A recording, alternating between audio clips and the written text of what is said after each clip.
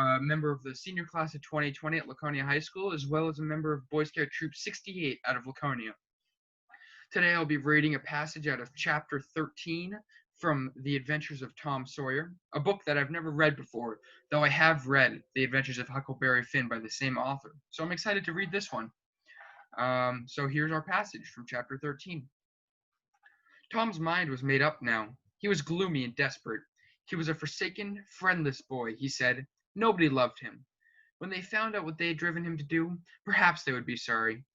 He had tried to do the right thing and get along, but they would not let him, since nothing would do to them but to be rid of him. Let it be so, and let them blame him for the consequences. Why shouldn't they? What right had the friendless to complain?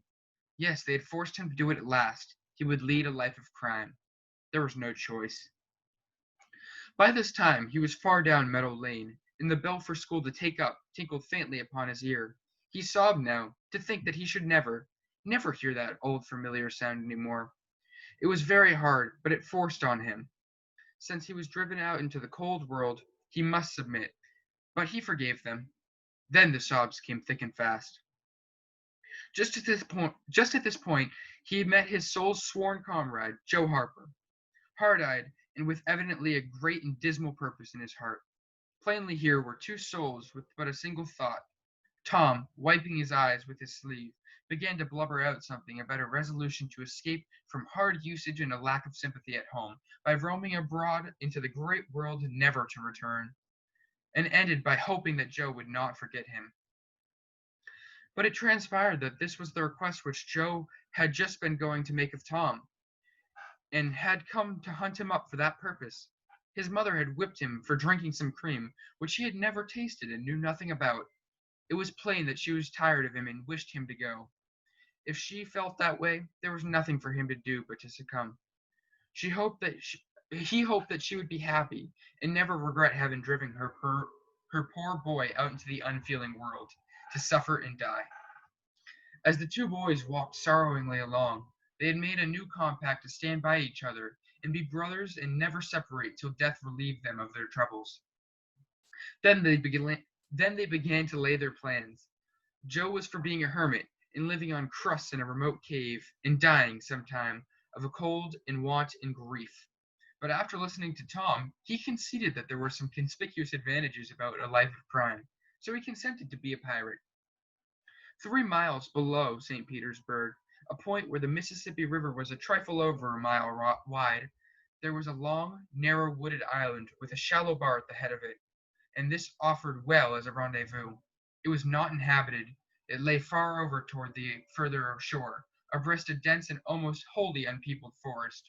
So Jackson's Island was chosen. Who were to be the subjects of their piracies was not a matter that occurred to them. Then they hunted up Huckleberry Finn, and he joined them promptly, for all careers were one to him. He was indifferent.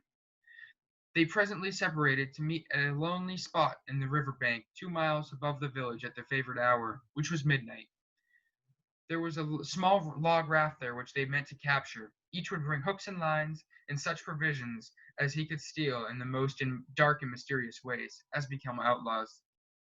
And before the afternoon was done, they'd all managed to enjoy sweet glory of spreading the fact that pretty soon the town would hear something.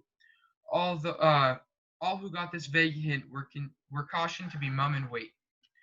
About midnight Tom arrived with a boiled ham and a few trifles, and stopped in a dense undergrowth on the small bluff overlooking the meeting place. It was starlight and very still. The mighty river lay like an ocean at rest. Tom listened a moment, but no sound disturbed the quiet. He gave a low, distinct whistle.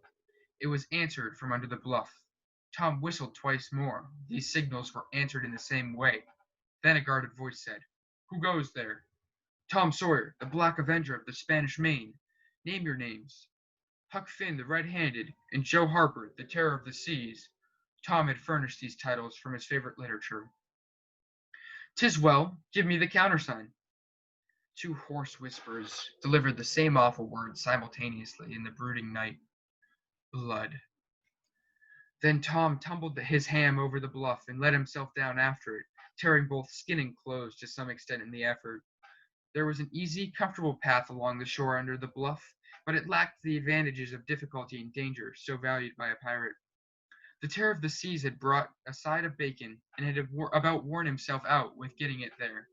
Finn the Red-Handed had stolen a skillet and a quantity of half-cured leaf tobacco. He had also brought a few corn cobs to make pipes with, but none of the pirates smoked or chewed but himself. The Black Avenger of the Spanish Main said it would never do to start without some fire. That was a wise thought. Matches were hardly known there in that day. They saw a fire smoldering upon a great raft 100 yards above, and they went stealthily thither to help themselves to a chunk.